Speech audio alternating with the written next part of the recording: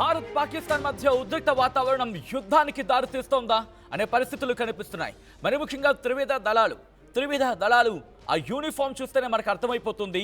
మరి ముఖ్యంగా నిన్న పాకిస్తాన్ ఎప్పుడైతే రిటాలియేషన్ కాదు యుద్ధాన్ని ఆరంభించింది, ఆ తర్వాత భారత్ ఇచ్చిన రిటాలియేషన్కి పాకిస్తాన్ పూర్తిగా పడుకుండిపోయింది. ఇటువంటి సినారియోలో వినిపిస్తున్న ఒకే ఒక మాట భారత్కు సంబంధించి, మరి ముఖ్యంగా పహల్గామ్ ఘటన కారణం అదే కదా. పహల్గామ్ ఘటనలో మొత్తం పేరు చెప్పి చంపేశారు. మొత్తం పేరు చెప్పి కనుక్కొని మరీ చంపేశారు అంటూ కాదు, ఆ చర్చ జోరందుకుంది. ఆ తర్వాత దీనికి పుంఖాలుగా వ్యాసాలు వస్తున్నాయి, పేజీల కొద్దీ మాటలు జరుగుతున్నాయి. ఇటువంటి నేపథ్యంలో నిజంగా మతం అనే అంశానికి సంబంధించి టెర్రరిస్టులు మతాన్ని ప్రాతిపదికన తీసుకొని ఈ దెబ్బ కొట్టారా? ఒకసారి విజువల్ చూడండి. త్రివిధ దళాలు, ఇటు ఆర్మీ, నేవీ, ఎయిర్ ఫోర్స్, దాంతోపాటు సిడిఎస్ అనిల్ చౌహాన్, రక్షణ శాఖ మంత్రి రాజ్నాథ్ సింగ్, వీళ్ళందరూ అక్కడ కూర్చున్నారు. ఆ భేటీ ఇమేజే చెబుతోంది ఏం జరగబోతుందని. బట్ ఇక్కడ మతం పేరు మీద సోషల్ మీడియా వేదికగా చాలా దారుణమైన చర్చ జరుగుతోంది. సో వాటిని పటాపంచలు చేసే ప్రయత్నంలో భాగంగానే ఆర్టీవీ ఈరోజు ఒక స్పెషల్ గెస్ట్ని తీసుకొచ్చింది. ఆ స్పెషల్ గెస్ట్తో మాట్లాడే ప్రయత్నం చేస్తోంది. ఇంతకీ ఆ అనుమానాలు ఏంటి, ఎటువంటి చర్చ జరుగుతుంది, వాటన్నిటిని కూడా మీరు కమెంట్ చేయండి. నేను ప్రశ్నలు సంధించే ప్రయత్నం చేస్తాను. సమాధానం ఇవ్వడానికి మా గెస్ట్ కూడా సిద్ధంగా ఉన్నారు. లెట్ మీ వెల్కమ్ ముస్లిం నేత మొహమ్మద్ ఫరూక్ షుబ్లీ మనతో పాటు లైవ్లో జాయిన్ అవుతున్నారు. ఫరూక్ గారు నమస్తే అండి. ఫరూక్ గారు, shall we start by saying Jai Hind? Wah. Jai Hind, sir. Bharat Mata ki Jai Hind andi. Can we say Bharat Mata ki Jai, sir? Jai Hind andi. Bharat Mata ki Jai. Jai Hind. Bharat Mata ki Jai. Jai Hind, Jai Hind, Jai Hind, Vande Mataram. But Bharat Mata కి జై కొట్టడానికి ఉన్న అభ్యంతరం ఏంటండి?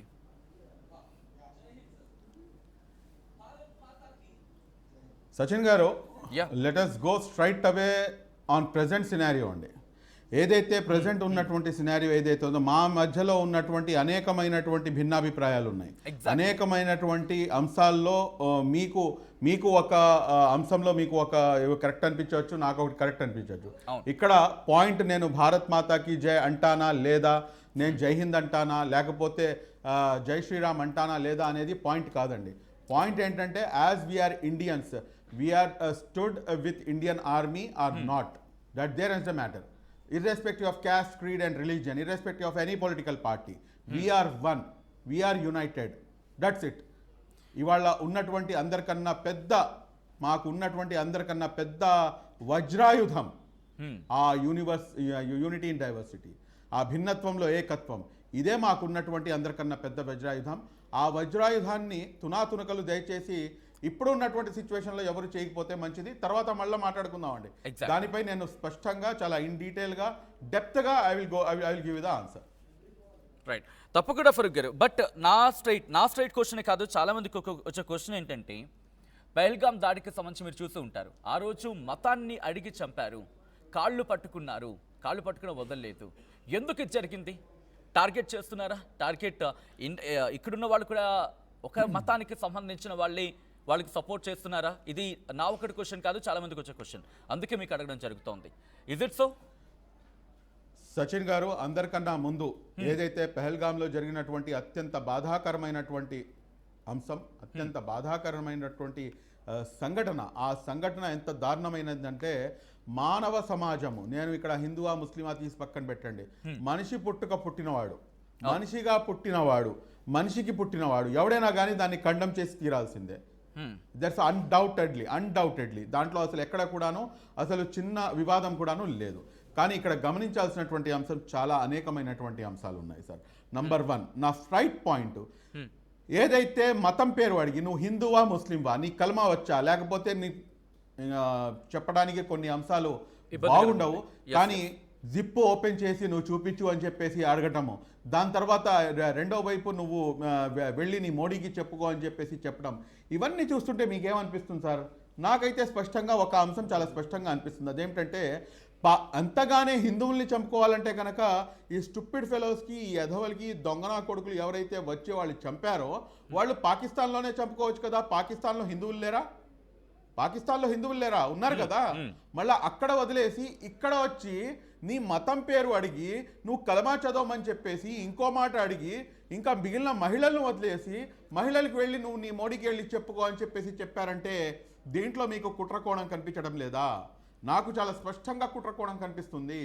ఆ కుట్రకోణమే భారతదేశం యొక్క ఏదైతే వజ్రాయుధం ఉందో భిన్నత్వంలో ఏకత్వం, ఆ భిన్నత్వంలో ఏకత్వాన్ని తునాతునకలు చేద్దామని చెప్పేసి ప్రయత్నించడమే.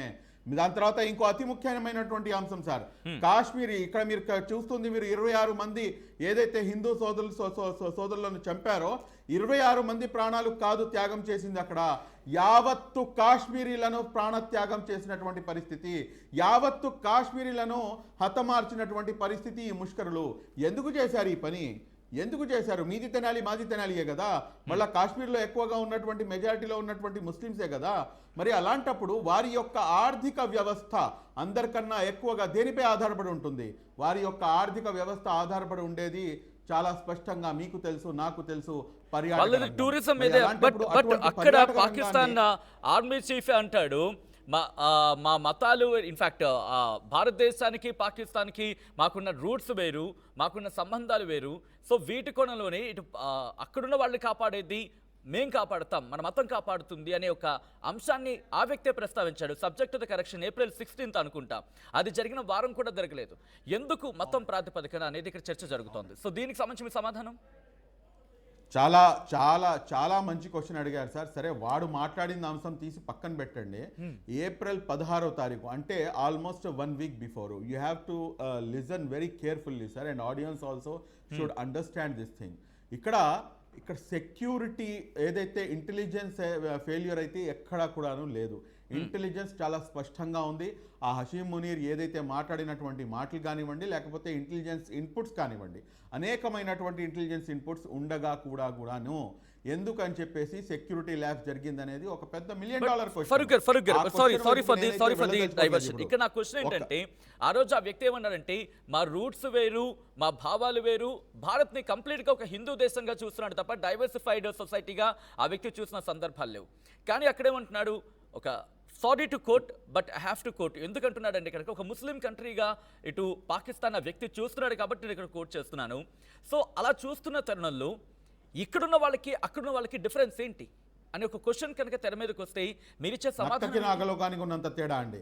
అదొక్కసారి చెప్పే ప్రయత్నం. నక్కకి నాగలోకానికి ఉన్నంత తేడా, నక్కకి నాగలోకానికి ఉన్నంత తేడా ఉంది. ఆ తేడా ఏంటనేది మీకు చాలా స్పష్టంగా తెలియజేస్తాను. చూడండి, 1947లో I have an opinion, I have an option to go to there, but I have rejected that. నేను దాన్ని సింపుల్గా లెఫ్ట్ లెగ్తో ఏదైతే ట్విన్ నేషన్ థియరీ ఉందో ఆ ట్విన్ నేషన్ థియరీని చాలా స్పష్టంగా దాన్ని వ్యతిరేకించి ఏదైతే ఈ దేశం, ఈ భారతదేశం మన గడ్డ, ఈ భారతదేశం మన అందరిది అని చెప్పేసి నేను అనేక సందర్భాల్లో అనేక ఇంటర్వ్యూల్లో చెప్పాను. ఈ భారతదేశంలో అందరికన్నా పెద్ద ఏమంటారు, దేశ ప్రేమికులు ఎవరైనా ఉన్నారంటే కనుక, దేశభక్తులు ఎవరైనా ఉన్నారంటే కనుక అది ముస్లింలు ఉంటారు, ముస్లింలు ముందు వరుసలో ఉంటారు అని చెప్పేసి. ఎందుకు ఆ మాట అంటానంటే, I have an option to go to that country. కానీ మీ దగ్గర ఆప్షన్ లేదు, నా దగ్గర ఆప్షన్ ఉంది. కానీ మా యొక్క ఎవరైతే పూర్వీకులు ఉన్నారో ఆ పూర్వీకులు వారి యొక్క రక్తాన్ని చిందించి మేము ఇక్కడే ఉంటాం తప్పించి ఆ దేశానికి వెళ్ళము అని చెప్పేసి, ఈ దేశాన్నే మా దేశంగా, ఈ దేశాన్ని మా మాతృభూమిగా, ఇక్కడే పుట్టాము, ఇక్కడే పెరిగాము, ఇక్కడే చేస్తాము, ఇదే మట్టిలో కలిసిపోతాము అని చెప్పేసి ఆ రోజు first education minister Maulana Abul Kalam Azad గారు ఇచ్చినటువంటి ఏదైతే ఇంటర్వ్యూ ఉందో ఇవాళకి కూడాను మా చెవుల్లో అది రీసౌండ్ అవుతూనే ఉంటుంది, మా రక్తపు ప్రతి బొట్టులో కూడాను అది పారుతుంది. ఆయన చెప్తున్నటువంటి మాట ఏమిటంటే, ఓ ముస్లిం సోదరులారా, మీరు ఎక్కడికి వెళ్తున్నారు, ఏ దేశానికి వెళ్తున్నారు, ఇది మన దేశం, ఈ దేశాన్ని వదిలి మీరు ఎలా మీరు అటువైపు వెళ్తారు అని చెప్పేసి ఒక చారిత్రాత్మకమైనటువంటి ఏదైతే స్పీచ్ ఇచ్చారో ఆ స్పీచ్ ఇచ్చినటువంటి వారసుల యొక్క సంతతి మేము. ఆ రోజున ఏదైతే మాకు ఏదైతే కళ్ళు మూసుకుపోయి మతం ఆధారంగా వీళ్ళు డివైడ్ అవ్వాలని చెప్పేసి అనుకున్న వాళ్ళు ఎవరైతే ఉన్నారో వాళ్ళు అటువైపు వెళ్ళిపోయారు. వాళ్ళతో మాకు ఎటువంటి సంబంధం లేదు. కానీ అందులో yes, ఎటువంటి point కి అనుమానం వచ్చారు. లేదు. మళ్ళీ ఆ ఇక్కడ point కి మీకు ఇంకో వస్తున్నారు. అంశం ఫరూక్ గారు, చెప్తాను మీకు. మీరు అన్నట్టుగా ఈ పాయింట్ లో వాళ్ళకి ఇక్కడ వాళ్ళకి సంబంధం లేదనుకున్నప్పుడు వాళ్ళేమంటున్నారు, పాకిస్తాన్కి సంబంధించిన వ్యక్తులు, పాకిస్తాన్కి సంబంధించిన ఆర్మీనే ఈ మాట అంటున్న సందర్భంలో ఇక్కడ భారతదేశంలో ఉన్న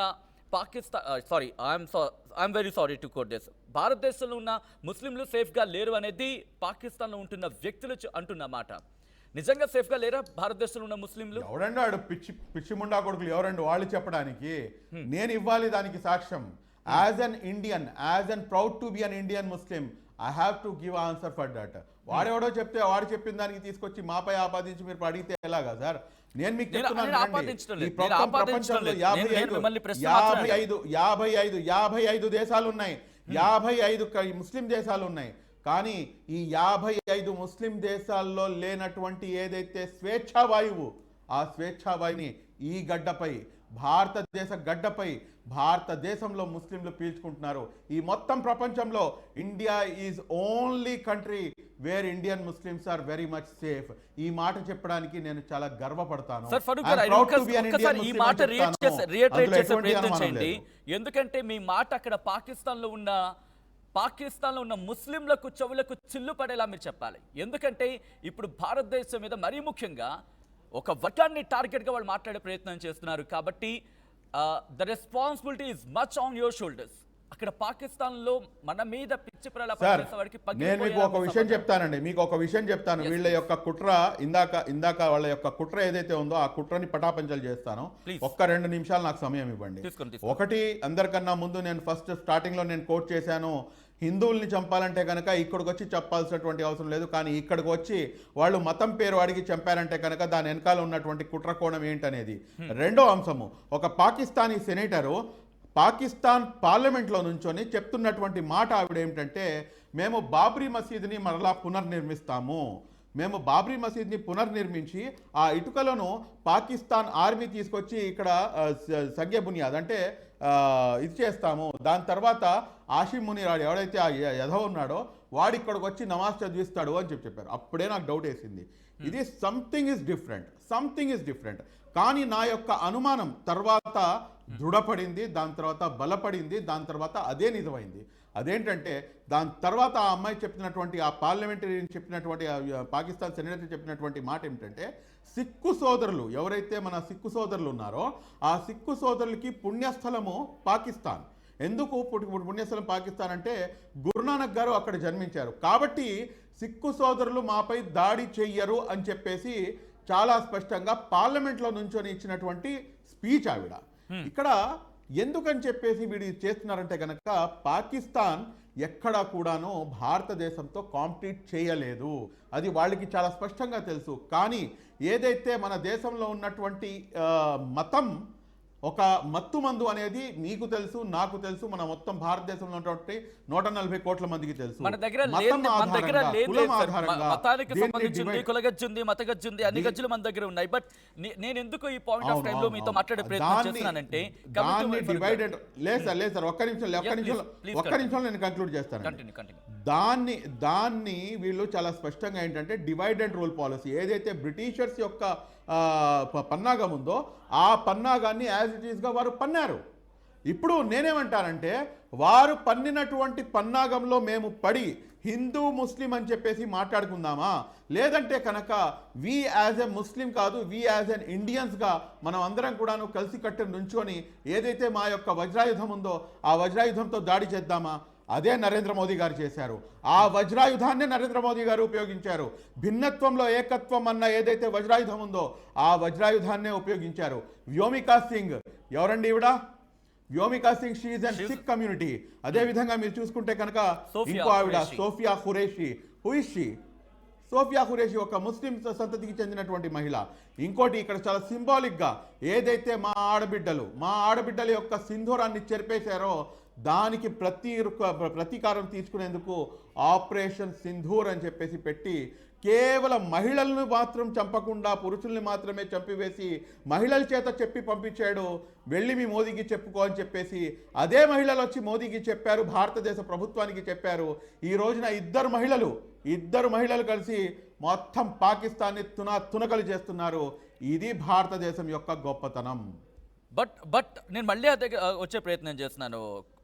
ఫరూక్ గారు, భారతదేశంలో శాంతి ఉంది, భారతదేశంలో సామరస్యంగానే ఉంటున్నామంటూ చెప్తున్నారు. బట్ ఇక్కడ మళ్ళీ ఉగ్రవాదానికి సంబంధించి మూలాల గురించి వచ్చినప్పుడు, లేకపోతే ఉగ్రవాదానికి సంబంధించి ఎక్కడైనా జాడ వచ్చినప్పుడు ఒక వర్గం వాళ్ళే మళ్ళీ ఎందుకు దొరుకుతున్నారు? ఒక వర్గం వాళ్ళు ఎందుకు ఉగ్రవాదానికి సంబంధించి ఓతం ఇస్తున్నారు?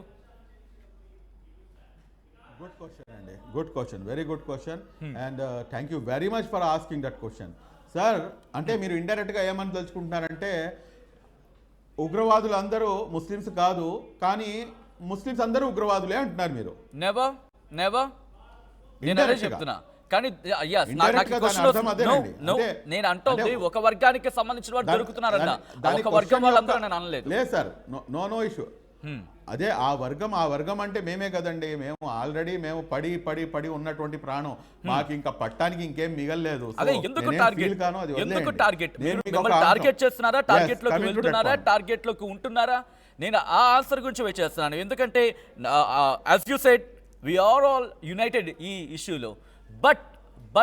బట్ దొరికిన జాడల్లో ఎందుకు ఒక వర్గం వాళ్ళని అక్కడ బలిపశువులు అవుతున్నారా? లేకపోతే నేను ఇంకొక ఎగ్జాంపుల్ ఇచ్చే ప్రయత్నం చేస్తున్నాను. లాస్ట్ వీక్ ఈ అటాక్ జరిగిన తర్వాత ఈ ఇన్ఫార్మర్ కావచ్చు, లేకపోతే స్పైగా వాళ్ళకి ఇన్ఫర్మేషన్ ఇచ్చిన వాళ్ళల్లో కొంతమంది వ్యక్తులకు ఒక 5,000 10,000 ఇచ్చే ఇన్ఫర్మేషన్ కోసం అండి. I don't want quote the name. Information కోసం 5,000 10,000 ఇచ్చారట. I have seen the story. చాలా బాధ అనిపించింది. 5,000 10,000 కోసం ఆ దేశానికి అమ్ముడిపోతామా? సో నేను అంటొద్దా ఇది అదే బేబీ, కారణాలు ఏమైనా కావచ్చు. సో ఇలాంటి వాటి మీద గలవెత్తాల్సిన అవసరం మీకు నాకు అందరికీ ఉంది. So that I'm asking answer, not an answer, explanation from you. 200% please. 200% అందులో ఎటువంటి అనుమానం లేదు. ఎవరైనా కానీ ఇటువంటి పిచ్చి పనులకు, పిచ్చి ప్రేలాపనలకు కనుక వాళ్ళు ఎవరైనా కానీ ఇది కడితే కనుక దేశ భద్రత కన్నా మించింది ఇంకేది లేదు. దేశం, when it comes to that nation safety, then it's ultimately nation first. అందులో ఎటువంటి అనుమానం లేదు. వాడు whoever it may be, వాడు హిందువా, ముస్లిమా, లేకపోతే ఇంకోట, it's none of our business. But I can tell you one thing sir, I can tell you one thing. ఏదైతే ప్రతిసారి కూడాను వీళ్ళే ఉన్నారు, ఒక సామాజిక వర్గం వాళ్ళే ఉన్నారంటున్నారు కదా, నేను మీకు ఒక ఎగ్జాంపుల్ ఇస్తాను. 2 May 2025 అంటే ఈ ఉగ్రవాద దాడి జరిగిన తర్వాత దాదాపు ఒక 8 రోజుల తర్వాత ఏదైతే బెంగాల్లో మత కలహాలు రెచ్చగొట్టేందుకు సనాతనీ ఏక్తా మంచ్ సభ్యులు చందన్, ప్రోజ్ఞాజిత్ కుట్ర పన్నారు. రైల్వే స్టేషన్ బాత్రూంలో పాకిస్తాన్ జెండా అతికించి హిందుస్థాన్ ముర్దాబాద్ ఆ మాట అంటుంటే మాకు ఇక్కడ నోమాలు ఇదైపోతున్నాయి సార్, రోమాలు అంటే గూమ్స్ బంప్స్ వచ్చేస్తున్నాయి. మీరు పాకిస్తాన్ జిందాబాద్ అంటూ నినాదాలు రాసి హిందూ ముస్లింల మధ్య ఒక నేను అడిగే పాయింట్ కి వచ్చారు మళ్ళీ.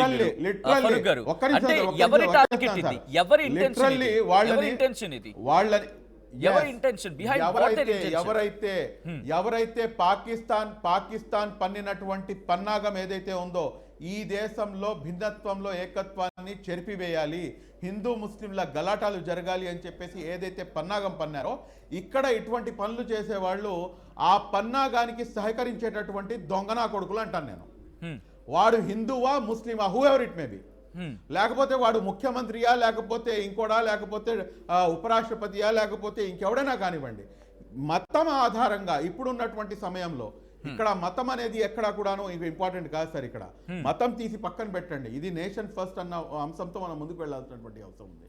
ఈ రోజున మీరు మాట్లాడితే చాలా అంశాల్లో ప్రతి మీడియా ఛానల్లో కూడాను మనకి ఎదురయ్యేటటువంటి ప్రశ్న ఇదే, ఏ ఉగ్రవాది దాడి జరిగినా కానీ వీళ్ళే ముందుకు వస్తారండి అని చెప్పేసి. నేను అడగదలుచుకుంటున్నాను, నాథూరామ్ గాడ్సే ఎవరండి? నాథూరామ్ గాడ్సేని ఎవరు చంపారు? నాథూరామ్ గాడ్సే ఎవరిని చంపాడు? జాతి పిత మహాత్మా గాంధీని చంపినటువంటి వ్యక్తి. నేను ఇప్పుడు దాని గురించి నేను మాట్లాడదలుచుకోలేదు. కానీ నాథూరామ్ గాడ్సేని చంపినటువంటి వ్యక్తి అతను మర్డరర్ అని చెప్పేసి పిలుస్తామా, లేకపోతే టెర్రరిస్ట్ అని చెప్పేసి పిలుస్తామా? అంతేందుకు సార్, ఏదైతే మన ఇందిరాగాంధీ గారిని చంపింది ఎవరండి? ఒక ముస్లిం చంపాడా? రాజీవ్ గాంధీ గారిని చంపింది ఎవరండి? ముస్లిం చంపాడా? నిన్నగాక మొన్న జరిగినటువంటి సిఐఏ ఎన్ఆర్సీ గొడవల్లో నువ్వు ముస్లింవా కాదా అని చెప్పేసి పట్టుకొని 54 మందిని చంపారు. అయ్యోరు చెప్పారు. 2002 ఇలా చెప్పుకుంటూ పోతే అనేకమైనటువంటి ఉదాహరణలు ఉంటాయి sir. But this is not the right time to discuss exactly. Farooq గారు, అంటే ఇక్కడ మళ్ళీ నేను ఆ ప్రశ్నకు వచ్చే ప్రయత్నం చేస్తున్నాను. ఒక్క నిమిషంలో ప్లీజ్ ఒక్క 2 నిమిషాలు కేటాయించాలి Please, సచిన్ please, గారు ప్లీజ్. continue, ఎందుకంటే continue. ఇష్యూ మొత్తం కంక్లూడ్ అవుతుంది. ఏదైతే మన ప్రజలు ఉన్నారో చూస్తున్నారో వాళ్ళకు కూడాను విషయం అర్థమవుతుంది. చెప్పండి. స్పష్టంగా ఖురాన్ చెప్పేటటువంటి మాట లా ఇక్రాఫ్ ఆఫ్ ఇద్దీన్, అంటే ఇస్లాంలో ఎటువంటి జబర్దస్తీ లేదు. ఈయన కొడుకులు మొన్న చేసినటువంటి పని ఏమిటంటే జబర్దస్తిగా నువ్వు హిందువా ముస్లిమా అని చెప్పేసి అడిగి చెప్పడం. ఇస్లాం దీనికి పర్మిషన్ ఇవ్వట్లేదు. నువ్వు జబర్దస్తిగా ఏదైతే నువ్వు పని చేశావో అప్పుడే నువ్వు ముస్లిం కాకుండా అయిపోయావు. నంబర్ 2, ఏదైతే కారుణ్యమూర్తి మహమ్మద్ ప్రవక్త సల్లల్లాహు అలైహి వసల్లం గారు ఆయనపై మా యొక్క మానాన్ని, ప్రాణాన్ని, మా పిల్లల్ని, మా భార్యల్ని, మా యొక్క అందరినీ కూడాను, సర్వస్వాన్ని కూడాను త్యాగం చేయడానికి సిద్ధంగా ఉంటామో ఆయన్ని కారుణ్యంగా ఈ మొత్తం ప్రపంచానికి మానవతావాదిగా పంపించడం జరిగింది, అంతేగాని కేవలం ముస్లింల కోసం పంపించలేదు. అంతెందుకు సార్, 3వ పాయింట్, ఏదైతే ఖురాన్ ఉందో ఈ దివ్య గ్రంథం ఖురాను నా యొక్క సొత్తు కాదు, ముస్లింల యొక్క సొత్తు ఏమాత్రం కాదు. ఖురాన్ దివ్య గ్రంథం అనేది యావత్తు మానవాళి కోసం పంపించబడినటువంటి మార్గదర్శకమైనటువంటి గ్రంథం. Last but not least sir, సూరే అల్ మైదా చాప్టర్ 5:32 దీంట్లో వర్స్లో చాలా స్పష్టంగా చెప్పబడింది ఏంటంటే ఒక అమాయక వ్యక్తి యొక్క ప్రాణాన్ని హరించడం సర్వ మానవుని యొక్క ప్రాణాలను హరించడమే అని చెప్పేసి. ఈ రోజున నాకు చెప్పండి, వాళ్ళ అమాయకులు కాదా? 26 మందిని పట్టున పెట్టుకున్న నువ్వు ఇస్లాం అని చెప్పేసి నువ్వు ఎలా చెప్తావు? దానికే వస్తున్నాను. ఇక్కడ ఇస్లాంలో కావచ్చు, లేకపోతే మరి ముఖ్యంగా ఖురాన్లో కావచ్చు, వాళ్ళు ఏమంటారు మాట్లాడితే, ఇలా చేస్తే మేము అల్లాహ్ దగ్గరికి వెళ్తాం, ఇలా చేస్తే మాకు దేవుడు కరుణిస్తాడు. నిజంగా ఇస్లాంలో అలా ఉందా? ఖురాన్ చెబుతోందా మనుషుల్ని చంపితే వాళ్ళు దేవుడి దగ్గరికి వెళ్ళిపోతారు? ఇది చెబుతోందా? ఈ క్వశ్చన్కి సంబంధించి ఆన్సర్ చెప్పే ప్రయత్నం చేస్తారా? సార్ మీకు ఒక చిన్న విషయం చెప్తాను సార్. భారతదేశంలో ఉన్నటువంటి ముస్లింల సంఖ్య పాకిస్తాన్లో నివసిస్తున్నటువంటి ముస్లింల కన్నా ఎక్కువ. Kind information. మళ్ళా భారతదేశంలో ఉన్నటువంటి ముస్లింలు తీసి కాసేపు పక్కన పెట్టండి, పాకిస్తాన్లో ఉన్న ముస్లిం తీసి పక్కన పెట్టండి. మొత్తం ప్రపంచ వ్యాప్తంగా 55 కంట్రీలు ముస్లిం కంట్రీస్ ఉన్నాయి. మళ్ళీ ఈ 55 ముస్లిం కంట్రీస్కి అర్థం కానటువంటి ఖురాను మా భారతదేశంలో నివసిస్తున్నటువంటి ముస్లిం సోదరులకు నేను ఐఎమ్ ఏ ప్రాక్టీసింగ్ ముస్లిం, నేను మీకు ఓపెన్గా చెప్తున్నాను, I'm proud to be an Indian Muslim అంటున్నాను. ఎస్, ఐఎమ్ ఎన్ ముస్లిం, అందులో అన్డౌటెడ్లీ ఎటువంటి ఇది లేదు. మీరు నాకు ఇందాక చిన్న మాట ఉంటారు భారత్ మాతాకి జయ అనమంటే నేను అనలేదు, అంటే దట్ మచ్ ఐఎమ్ ప్రాక్టీసింగ్ ఇస్లాం. మరి అలాంటప్పుడు ఇక్కడ చాలా స్పష్టంగా చాలా స్పష్టంగా ఏంటంటే సార్, వీళ్ళు చేస్తున్నటువంటి పన్నాగం ఏంటంటే వీరి యొక్క స్వప్రయోజనాల కోసం వారికి కావలసిన విధంగా ఇంటర్ప్రిట్ చేసి ఏదైతే యువకులు ఉన్నారో యువకుల్ని పెడదోవ పట్టిస్తున్నారు. అంతే తప్పించి ఇప్పుడు నేను మీకు 4 రిఫరెన్స్లు ఇచ్చాను. నేను I'm not a Islamic scholar, I'm not a Mufti, I'm not a Maulana, but in the front of open మీడియాలో కూర్చొని నేను 4 అంశాలని మీ ముందుకు ప్రస్తావించాను. ఏదైనా ప్రపంచంలో ఉన్నటువంటి ఏ ముఫ్తీని కానివ్వండి, ఏ మౌలానాని కానివ్వండి తీసుకొచ్చి మీరు అడగండి, నేను అడిగిన మాట ఏమైనా తప్ప అని చెప్పేసి. పాకిస్తాన్లో ఉన్నటువంటి మౌలానాలను అడగండి, పాకిస్తాన్లో ఉన్నటువంటి మత పెద్దలను అడగండి, ఇదే మాట అంటారు. కానీ ఇక్కడ గ్రహించాల్సిన అంశం ఏంటంటే పాకిస్తాన్ ఆర్మీకి మరియు అదేవిధంగా అక్కడ ఉన్నటువంటి ఏదైతే పొలిటికల్ పార్టీస్ ఉన్నాయో వీళ్ళిద్దరి మధ్య ఉన్నటువంటి ఏదైతే వార్ ఉందో అది ఎప్పటి నుంచో నడుస్తూ వస్తుంది. కాబట్టి వాళ్ళ అవసరాల కోసం వాళ్ళు దాన్ని ఇంటర్ప్రిట్ చేసుకుంటున్నారు. దాని యొక్క పెడార్థాన్ని తీసి యువకుల్ని పెడదోవ పట్టించే ప్రయత్నం చేస్తున్నారు. అందులో భాగంగానే దేశంలో కూడాను కొంతమందికి అటువంటి ప్రయత్నం చేస్తున్నారు. ఇది ముమ్మాటికి తప్పు. ఇలా ఎవరైనా కానీ చేస్తే కనుక ఇప్పుడు ఒక అమాయక వ్యక్తి యొక్క ప్రాణాన్ని హరించడం సర్వమానవుని యొక్క ప్రాణాన్ని హరించడమే అంటున్నాము. ఒక అమాయక ప్రాణాన్ని కాపాడటం సర్వమానవుని యొక్క ప్రాణాలని కాపాడటమే అంటున్నాము. మీకు ఆబిద్ హుసేన్ మీకు గుర్తున్నాడండి, ఆ గుర్రాలు మొప్పేట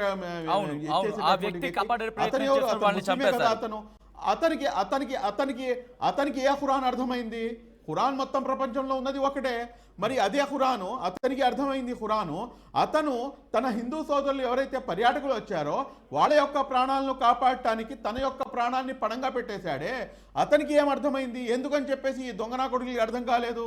ఎందుకు అర్థం కాలేదంటే వాళ్ళు చాలా స్పష్టంగా ఏంటంటే వారికి కావాల్సిన విధంగా వారికి కావాల్సిన విధంగా కొన్ని అంశాలను ఆపాదించుకొని యువతని పెడదవ పట్టించే ప్రయత్నం చేస్తున్నారు.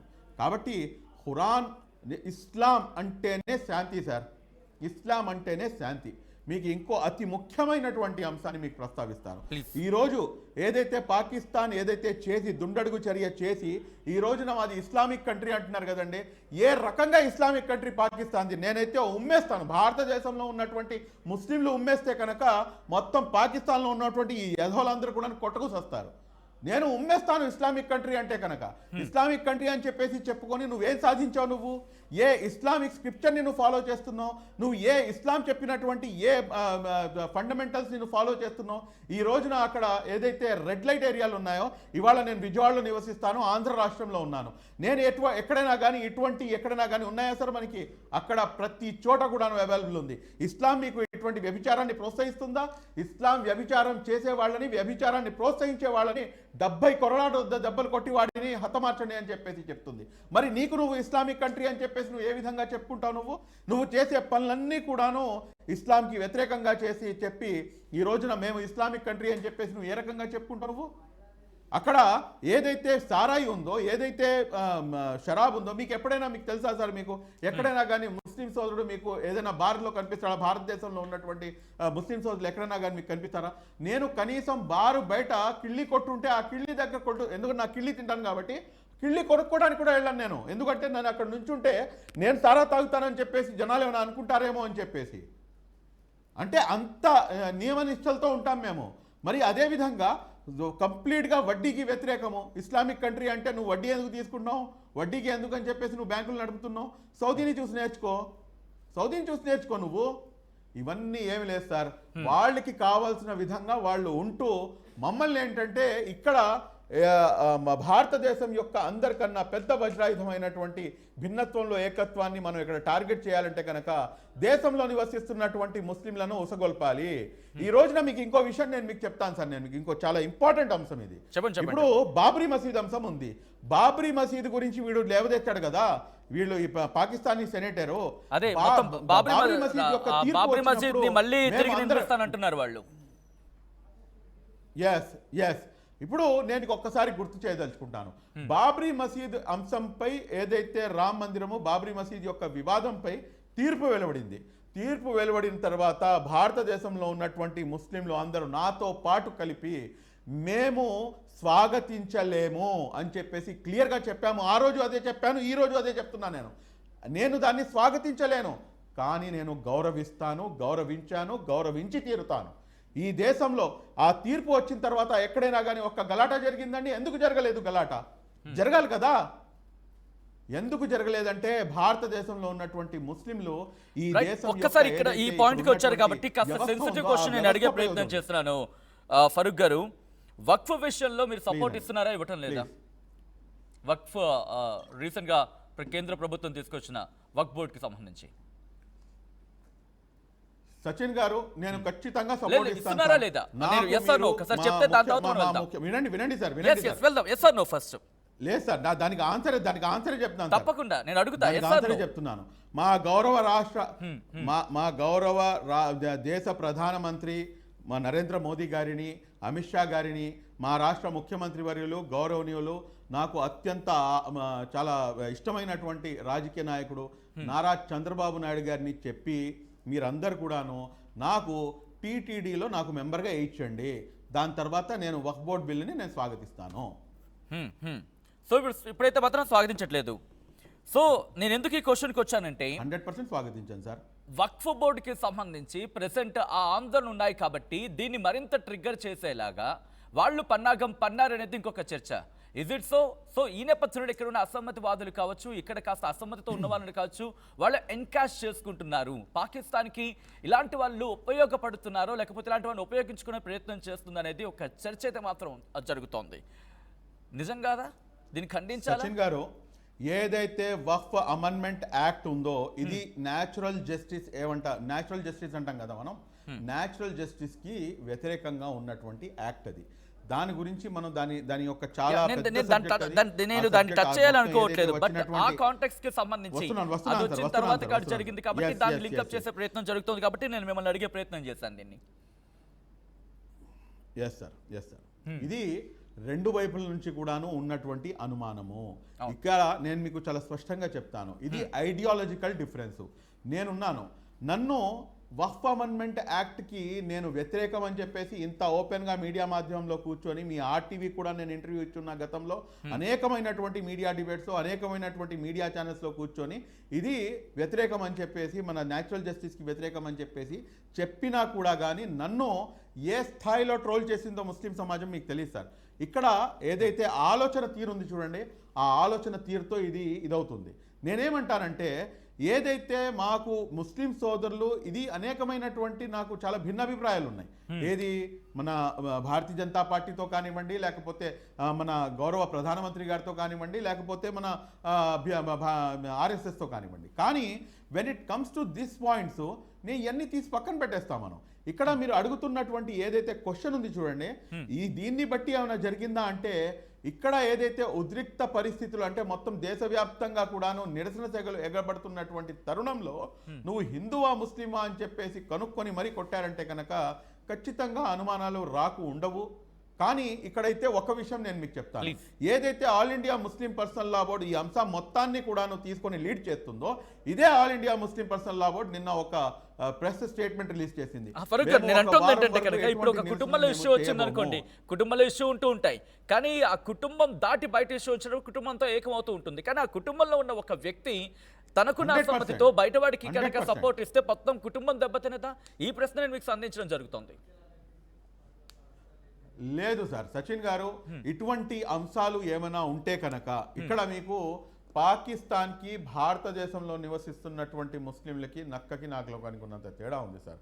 మీరు పాకిస్తాన్ యొక్క ఎడ్యుకేషన్ పర్సంటేజ్ ముస్లిమ్స్తో చూసుకోండి, భారతదేశంలో ఉన్నటువంటి ముస్లింల యొక్క ఎడ్యుకేషన్ పర్సంటేజ్ తీసుకోండి, పాకిస్తాన్లో ఉన్నటువంటి మత పెద్దలు ఎంతమంది మత పెద్దలను వాళ్ళు తయారు చేశారో కనుక్కోండి. భారతదేశం దారుల్ ఉలూమ్ దేవబంద్ ఏదైతే ఉత్తరప్రదేశ్లో ఉన్నటువంటి మద్రసా, ఆ మద్రసా మొత్తం ప్రపంచవ్యాప్తంగా కూడాను అందరూ ఆ మద్రసా వైపే తిరిగి చూస్తారు. ఆ మద్రసా ఇచ్చినటువంటి ఏదైతే ఫత్వాలు ఉన్నాయో దానికే అందరు కూడాను ఫాలో చేస్తారు. భారతదేశం ఒక ఇస్లామిక్ కంట్రీ కాకపోయినా కూడా కానీ ఇక్కడ అంతమంది ఉలేమాలు ఇక్కడ నుంచి జన్మించారు. ఇక్కడ ఉన్నటువంటి ఉలేమాలు నేను మీకు ఇంకో చాలా ఇది చెప్తాను నేను మీకు. దీంట్లో జమియతే ఉలమాయే హింద్ అని చెప్పేసి ఒక ఆర్గనైజేషన్ ఉంది సార్. ఏదైతే ఆర్ఎస్ఎస్ ఎప్పుడైతే ఎస్టాబ్లిష్ అయిందో అప్పుడే జమియతే ఉలమాయే హింద్ కూడాను ఎస్టాబ్లిష్ అయింది. ఏదైతే రేష్మీ రుమాల్ తెహరీక్ అని చెప్పేసి మన స్వాతంత్ర పోరాటంలో మొదలు పెట్టామో, ఆ రేష్మీ రుమాల్ తెహరీక్ని మొదలుపెట్టింది ఇదే జమియతే ఉలమాయే హింద్కి చెందినటువంటి ఫౌండర్స్. వాళ్ళు చాలా స్పష్టంగా ఏదైతే ఈ ట్విన్ నేషన్ థియరీ ఉందో ఆ ట్విన్ నేషన్ థియరీకి అప్పట్లోనే వాళ్ళు రిజెక్ట్ చేశారు. మొన్న ఐ థింక్ 2001-2002లో అనుకుంటాను ముషర్రఫ్ ఇక్కడికి వస్తే మన ఎక్స్ ఎంపీ, రాజ్యసభ ఎంపీ అండి ఆయన, నేషనల్ ప్రెసిడెంట్ మౌలానా మెహమూద్ అసద్ మదనీ గారు. ఇప్పుడు ఆయన యొక్క ఆ చిన్న వీడియో క్లిప్ చాలా ఎక్కువగా వైరల్ అవుతుంది. ఆయన చెప్పినటువంటి మాట ఏమిటంటే ముషర్రఫ్కి, నువ్వు ఇక్కడికి వచ్చి నువ్వు ఎందుకు మాట్లాడుతున్నావు, నీ దేశంలో నీకున్న సమస్యల గురించి నువ్వు మాట్లాడుకో, మా గురించి నువ్వు ప్రస్తావించాల్సినటువంటి అవసరం లేదు. నాకు సమస్య వస్తే కనుక ఇక్కడ ఉన్నటువంటి ఏదైతే హిందూ సోదరులు ఉన్నారో దాంట్లో నుంచి 70-80% మంది హిందూ సోదరులు నాకు సమస్య వచ్చినప్పుడు నాతో పాటు భుజానికి భుజం నిల్చుంటున్నారు. మాకేమైనా సమస్యలు ఉంటే కనుక మేము తీర్చుకుంటాం, నువ్వు ఇక్కడ నుంచి గెట్అవుట్ అని చెప్పేసి ఓపెన్ మీటింగ్లో చెప్పాడు. ఆ వీడియో ఇవాళ అన్ని సోషల్ మీడియా మాధ్యమాల్లో అవైలబుల్ ఉంది. ఇది ఇక్కడ ఉన్నటువంటి ముస్లిం పెద్దలు లేకపోతే ముస్లింల యొక్క థింకింగ్ అండి. రైట్, బట్ బిఫోర్ కంక్లూడింగ్ ఒక క్వశ్చన్ అయితే మాత్రం మిమ్మల్ని అడగాలనుకుంటున్నాను. Will you respect constitution? Please అండి, ప్లీజ్ గో హెడ్. రాజ్యాంగాన్ని మీరు మర్యాదిస్తారా? ఆ రాజ్యాంగాన్ని, ఆ కాన్స్టిట్యూషన్ని రెస్పెక్ట్ చేయమని చెప్పేసి ఏదైతే రిలీజియన్ని నేను ఫాలో అవుతున్నానో, ఇస్లాం ధర్మాన్ని, ఆ ధర్మమే నాకు తెలియచేస్తుంది నువ్వు రాజ్యాంగాన్ని ఫాలో అవ్వు. నువ్వు ఏ దేశంలో అయితే నివసిస్తున్నావో ఆ దేశం యొక్క ఏదైతే అక్కడ ఉన్నటువంటి ల్యాండ్ ఆఫ్ లా ఉందో ఆ లాని నువ్వు తుచా తప్పకుండా ఫాలో అవ్వు అని చెప్పేసి, అందుకోసమే మేము కాన్స్టిట్యూషన్కి బైండ్ ఓవర్ అయినటువంటి ప్రౌడ్ ఇండియన్ సిటిజన్స్గా, ప్రౌడ్ ఇండియన్ ముస్లిం సిటిజన్గా మమ్మల్ని మేము అభివర్ణించుకునేదండి. బట్ అదే కాన్స్టిట్యూషన్లో ఇండియా దట్ ఈస్ భారత్ అని మెన్షన్ చేస్తుంది. మరి అదే భారత్కి, భారత్ మాతకు అమ్మ ఎక్కడైనా అమ్మాయి కదండి, ఎందుకు జై కొట్టకూడదు? భారత మాతకి జై అనడానికి మీకు వచ్చే అభ్యంతరం ఏంటి? ఎక్కడైనా అమ్మ అమ్మాయి కదా. ఎందుకంటే చాలా మందికి, ఎందుకంటే మీలాంటి వాళ్ళు చెప్పే ప్రయత్నం చేస్తే క్లారిటీ వస్తుంది. లాస్ట్ లో మళ్ళీ అక్కడికే తీసుకొచ్చి మీరు నుంచో పెడుతున్నారు. ఎందుకంటే సమాధానం చాలా మందికి మీరు ఇచ్చే సమాధానం క్లారిటీగా, అది క్లారిటీనో లేకపోతే కన్క్లూజన్ కావాలి. వస్తున్నాను సార్. సార్, భారత్ మాతాకి జై అని చెప్పడం గొప్ప, లేకపోతే జై హింద్ అని చెప్పడం గొప్ప అంటే కనుక ఏం చెప్తారు సార్ మీరు? ఆఫ్ కోర్స్ జై హింద్ అనడం గొప్పే, భారత్ మాతాకి జై దానికి అర్థం ఏంటి, దీనికి అర్థం లేదు సార్, ఒక్క నిమిషం సార్. దానికి అర్థం ఏంటి, దీనికి అర్థం ఏంటి, నాకు అర్థం కాదు. దాంట్లో మాత అంటే మేము ఒకళ్ళకి మేము జై అని చెప్పేసి, అంటే ఒక జై హింద్ అంటే దేశం కోసం నేను జై అంటున్నాను, కానీ ఇక్కడ మేము మాత అంటున్నాం. మళ్ళీ అది కాన్ఫ్లిక్ట్ లోకి వెళ్తున్నాం మనం.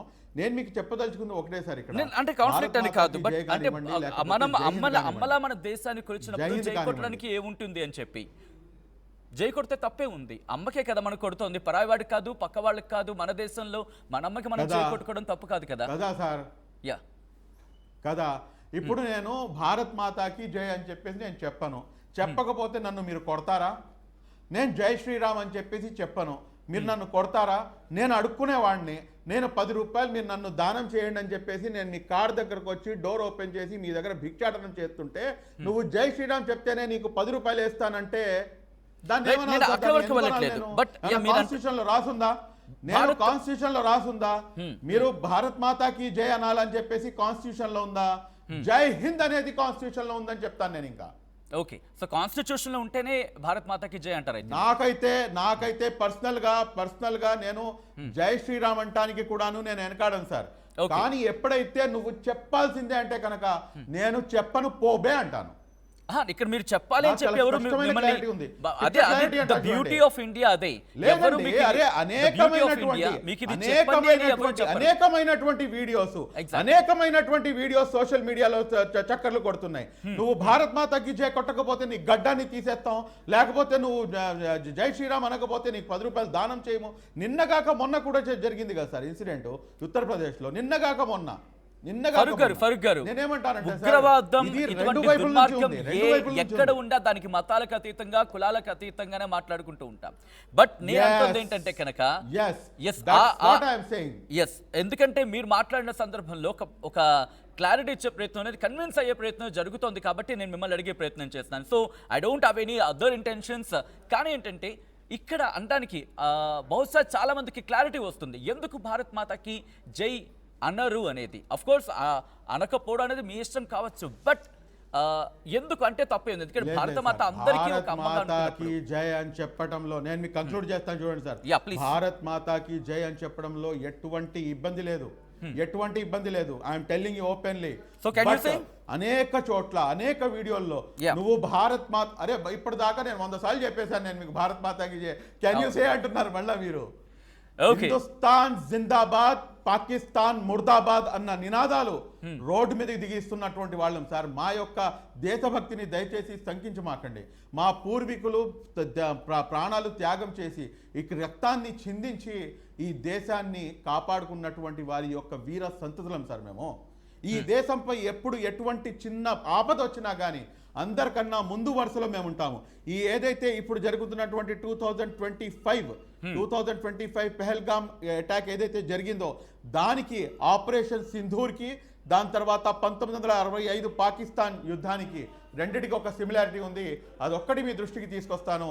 1965లో బ్రిగేడర్ ఉస్మాన్ని మీరు ఒక్కసారి గూగుల్ చేసి చూడండి. మనం అందరం మర్చిపోయాము, కానీ ఆ బ్రిగేడర్ ఉస్మాన్ 1965లో పాకిస్తాన్తో జరిగినటువంటి యుద్ధంలో భారతదేశం వైపు నుంచి ఆయన విరోచితంగా పోరాటం చేస్తుంటే ఆయన్ని తట్టుకోలేక పాకిస్తాన్ ఆర్మీ మీది తినాలి మాది తినాలి, మీరు మా వైపు వచ్చేసేయండి, మేము మీకు పాకిస్తాన్ చీఫ్గా చేస్తాము అని చెప్తే లెఫ్ట్ లెగ్తో తన్ని ఈ దేశం నాది, నేను రాను అని చెప్పి తన ప్రాణాన్ని త్యాగం చేసినటువంటి బ్రిగేడర్ ఉస్మాన్ యొక్క సంతతి మేము.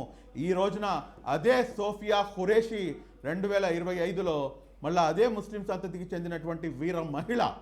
నేను ముస్లిం అని చెప్తున్నానని చెప్పి అన్యదా భావించమాకండి.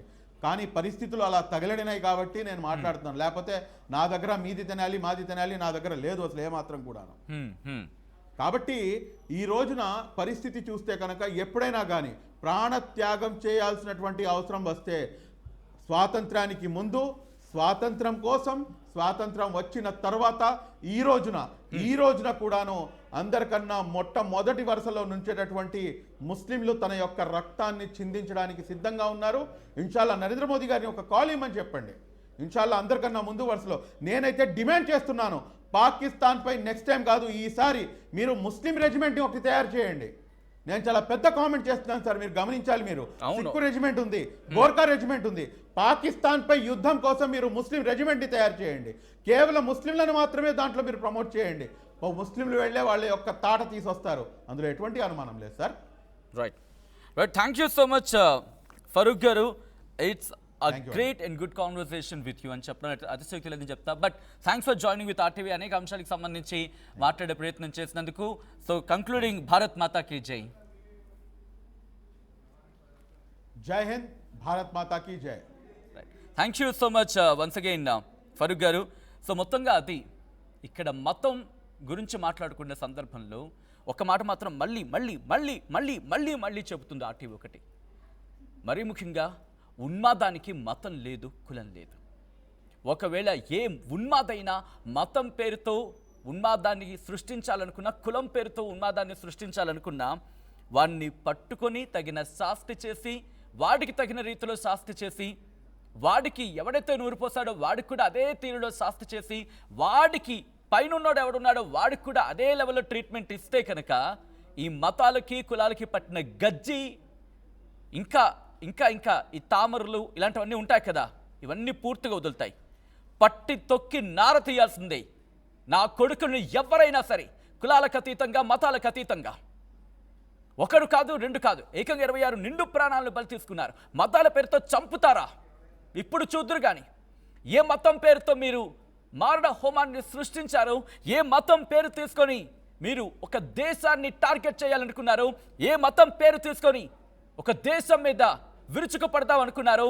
మహంకాళులయ్యారు మా ఆడపడుచులు సోఫియా ఖురేషి, అలాగే మిసెస్ సింగ్, వ్యోమికా సింగ్.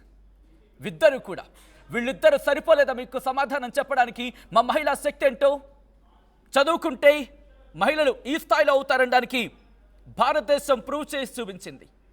మతాలకు అతీతంగా, మతానికి అతీతంగా, మతమే పట్టుకొని చస్తామనుకున్న వాళ్ళకి మీలా ఉంటుంది పాకిస్తాన్. బహుశా ఫరూక్ గారు కొన్ని కఠిన పదాలు వాడారు, మీకు తగిన శాస్తి దగ్గరలోనే ఉంది. ఎందుకంటే ఈసారి ఐక్యత అనేది పీక్స్లో ఉంది భారత్లో. మీరు మత కల్లోలాలు సృష్టిద్దామనుకున్నారు, కానీ ఆ మతమే భారత్ డైవర్సిటీ, వైవిధ్యానికి ప్రతీక. అఫ్కోర్స్ మాకు చాలా ఉంటాయి, వైవిధ్యం ఎక్కువ కదా, మాకు డైవర్సిటీ ఎక్కువ కదా.